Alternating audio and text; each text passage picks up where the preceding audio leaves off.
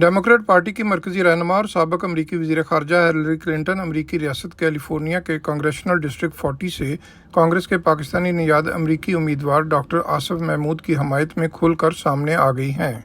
New York में community रहनुमा Mirza Khawar bag और साथियों के ज़ेर एहतमाम डॉक्टर आसिफ के एजाज़ में फंड रेजिंग इस्तकबालिये में हिलरी क्लिंटन ने खुसूसी शिरकत की और उन्हें आइंदा कांग्रेसमैन करार देते हुए कहा कि उनकी कामयाबी डेमोक्रेट पार्टी की बड़ी कामयाबी होगी। He opened his practice in California.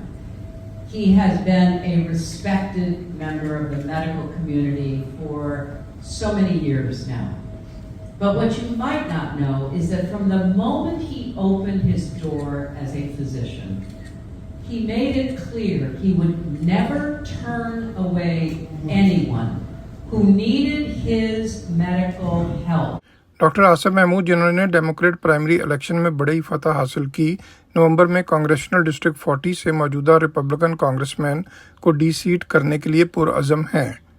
इस्तकबालिये के मेज़बान खावर बेग का कहना था कि डॉक्टर आसिफ महमूद के लिए हिलरी क्लिंटन समेत पार्टी की मरकजी क़यादत की सपोर्ट डेमोक्रेट पार्टी को बड़ी फतह से हमकिनार करेगी। Hillary Clinton is most popular personality in Pakistani American community. It is not small thing. Dr. Saab, you built Hillary Clinton in Pakistani American community.